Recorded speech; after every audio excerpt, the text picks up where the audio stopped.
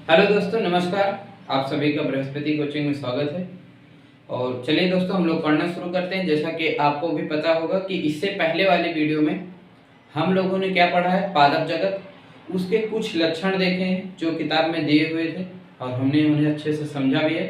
तो अभी इस वीडियो में हम लोग अगला जगत पढ़ेंगे जो कि हमारा आखिरी जगत होगा, वो है जंतु जगत। ठीक है, जिसे किंगडम एनिमिलिया भी कहा जाता है। ठीक है, इंग्लिश में किंगडम एनिमिलिया भी कहा जाता है। तो आपको समझ में आ गया होगा कि हम लोग इस वीडियो में क्या पढ़ने वाले हैं। इस वीडियो में हम लोग देखने वाले हैं जंतु जगत की विशेषताएं, क्या क्या विशेषताएं होती हैं।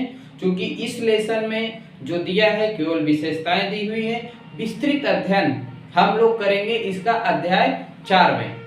समझ में आया ना। तीसरे में तो आपका पादप जगत हो जाएगा। अध्याय 4 में विस्तृत जानकारी दी हुई है जंतु जगत के बारे में, लेकिन वहां पर लक्षण नहीं दिए हुए हैं। हम लोग लक्षण यहीं पर पढ़ेंगे। और पढ़ने का मतलब यह है कि आपको यहाँ से बेसिक जानकारी हो जाएगी, आपको जंतुओं के बारे में पता हो जाएगा, फिर आप अच्छे से उस लेसन को पढ़ सकेंगे। तो चलिए दोस्तों, हम लोग पढ़ना शुरू करते हैं। इससे पहले अगर आप चैनल पर नए हैं तो प्लीज चैनल को लाइक और सब्सक्राइब कीजिएगा। ठीक है, तो अब हम लोग पढ़ाई की ओर बढ़ते हैं और देखते हैं जंतु जगत, किंगडम एनिमिलिया क्या होता है, या फिर इसमें पाए जाने वाले जंतुओं के क्या लक्षण। देखिए, पहला नंबर दिया है, ये जीव बहुकोशिक तथा यूकैरियोटिक होते हैं। बहुकोशिक का मतलब आपको अब पता हो गया होगा कि इनका जो शरीर का निर्माण होता है बहुत सारी कोशिकाओं से होता है। ठीक है, और यूकैरियोटिक होते हैं, मतलब केंद्रक के चारों तरफ केंद्रक कला पाई जाती है। तो ये चीज समझ में आ गया। उसके बाद इनमें कोशिका भित्ति नहीं पाई जाती है। इससे पहले आपने देखा था पादप जगत में भी कोशिका भित्ति पाई जाती थी, किसकी बनी होती है, सेलुलोज की। कवक जगत में भी कोशिका भित्ति देखने को मिलती थी, किससे बनी होती थी, कवक में काइटिन की बनी थी। ध्यान है ना आपको, इस तरीके से। लेकिन आप अब जंतु जगत में आ गए हैं, यहाँ पर जंतुओं की कोशिका में किसी भी प्रकार की कोई भी कोशिका भित्ति नहीं पाई जाती है। इसी वजह से हम लोगों की कोशिकाएं देख लीजिए दबती हैं। आप पेड़ को ऐसे दबा नहीं सकते हैं क्योंकि उसमें कठोर होती, कोशिका के ऊपर एक कठोर आवरण होता है। जब बहुत सारी हो जाती तो नहीं दबता है ना। तो इस तरीके से यहाँ पर किसी भी प्रकार की कोई कोशिका भित्ति नहीं पाई जाती। एक बात और ध्यान रखिए, ये सब आपसे ये नहीं पूछेंगे कि जंतुओं के क्या लक्षण होते हैं, आपसे इन्हीं में से बीच से पूछ लेंगे। जैसे कि जंतुओं में कोशिका भित्ति पाई जाती है या नहीं पाई जाती, आपको ऑप्शन दे देंगे, क्वेश्चन दे देंगे।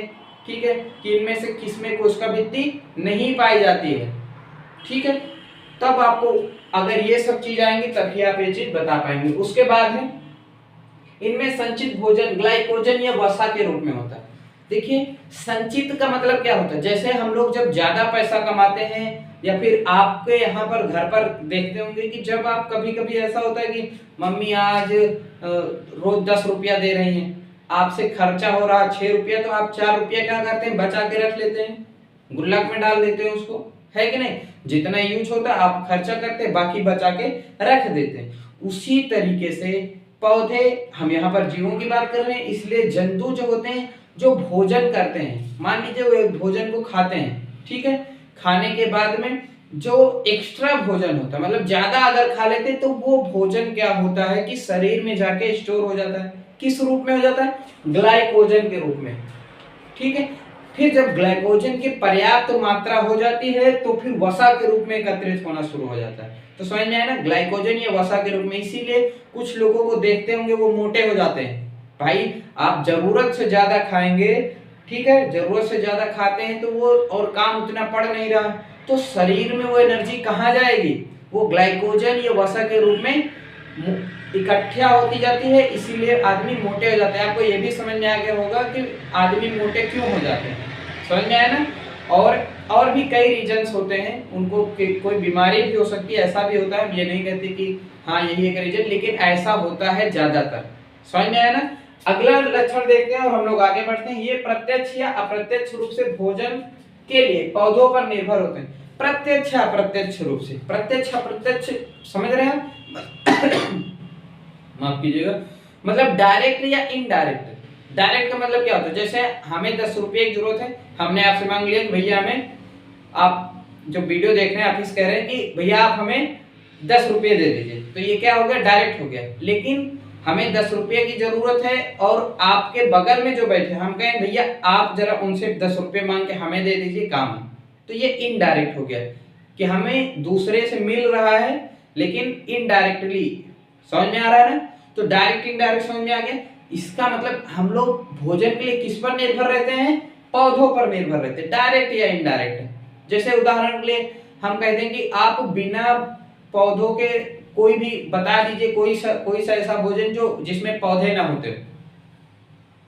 आप दाल खाते हैं, चावल खाते हैं, रोटी खाते हैं, है ना, ये सब क्या है, सब पौधों से प्राप्त होता है।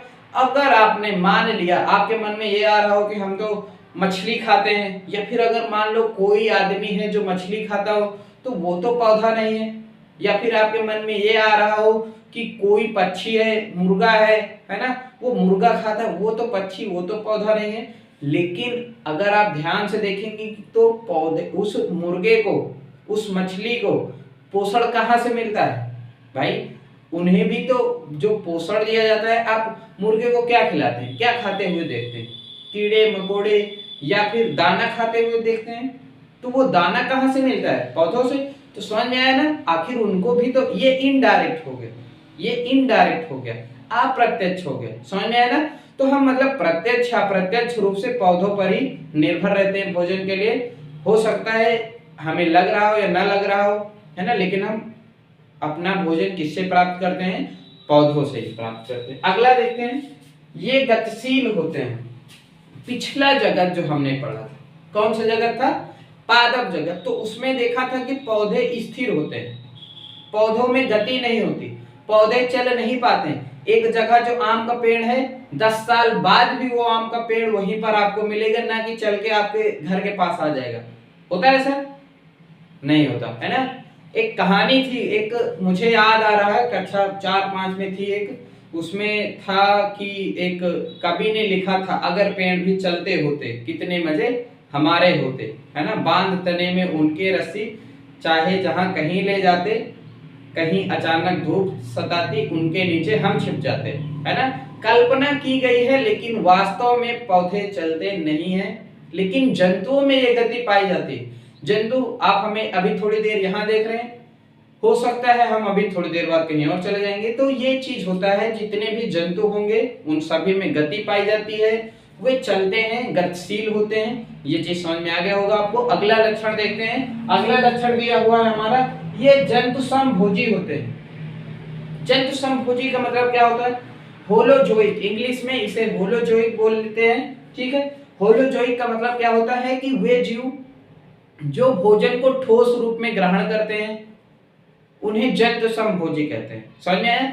ठोस रूप में या भोजन को निगलते हैं, मतलब वे जीव जो भोजन को ठोस रूप में ग्रहण करते हैं या भोजन को निगलते हैं या भोजन को खाते हैं, उन्हें जंतु समभोजी कहते हैं। लिख लीजिए आप, ठीक है। तो जंतु समभोजी, भाई हम लोग क्या करते हैं, भोजन को ठोस रूप में ही ग्रहण करते हैं ज्यादातर। आम, अमरूद, चावल, ये सब क्या है, ठोस रूप है ना। या फिर हम उसे खाने को निगलते हैं। कोई भी जंतु है, आप सांप को लीजिए, क्या करता है वो, सांप को मेढक को निगल जाता है। आप मेढक को लीजिए, वो कीड़ों को खाता है, मतलब खाते हैं, ये है कि नहीं, ये सब खाते हैं। मतलब कि भोजन को ठोस या ठोस रूप में ग्रहण करते हैं या निगलते हैं, तो ऐसे जीवों को जंतु समभोजी कहते हैं। होलोजोइक इंग्लिश में शब्द यूज किया जाता है। समझ में आ गया होगा। हम लोग आगे बढ़ते हैं। ये विषमपोषी होते हैं। विषमपोषी का मतलब अपना भोजन स्वयं तो बना नहीं पाते, इसलिए ये अन्य तरीकों से दूसरे जीवों से भोजन को प्राप्त करते हैं। समझ में आया? उसके बाद है, उदाहरण की अगर हम बात करते हैं तो मेढक, छिपकली, मनुष्य, जितने भी कीड़े मकोड़े आप लोग देखते हैं, ये सभी क्या हैं, जंतु हैं, एनिमल्स कहलाते हैं। इसका ये तो हो गए इसके लक्षण, जो कि हमारी एनसीईआरटी किताब में दिए हुए थे, जो जरूरी थे, ठीक है। हमने नंबर वाइज उन्हें लिखा है क्योंकि ये याद करने के लिए थोड़ा सही रहता है। तो अभी इस वीडियो के लिए इतना ही रहेगा, ठीक है। अगर आपको वीडियो समझ में आया हो तो हमें सपोर्ट कीजिए लाइक सब्सक्राइब करके। और दूसरी बात ये कि इस लेसन का विस्तृत अध्ययन है, जैसा कि हमने बताया, चौथे लेसन में हम लोग पढ़ेंगे। अब इसके बाद अगली वीडियो में हम लोग देखेंगे वायरस क्या होते हैं और वायरस की संरचना क्या होती है, उनकी खोज कब और किसने दी थी, इत्यादि। ठीक है। और एक चीज और, हम अभी तक भाई वीडियो में लास्ट में क्वेश्चन देते थे, कोई कमेंट आ नहीं रहा तो फिर निराशा होती, इसलिए हम क्वेश्चन ही नहीं देंगे। आप लोग कमेंट करें या ना करें तो हमें फर्क भी नहीं पड़ेगा, है कि नहीं। तो इसलिए क्वेश्चन नहीं दे रहे हैं। हमने सोचा लाओ बता देते हैं क्यों नहीं आ रहे हैं, है ना। हो सकता है जब आप लोग कमेंट करना शुरू करेंगे, बताएंगे हमें कि हाँ क्या सही गलत, तब हम शायद फिर से ये चीज करें। अभी के लिए दोस्तों इतना ही रहेगा, पढ़ते हैं इतना ही बहुत है, देखते हैं आप लोग इतना ही बहुत है। थैंक यू, हम लोग अगले वीडियो मिलते हैं।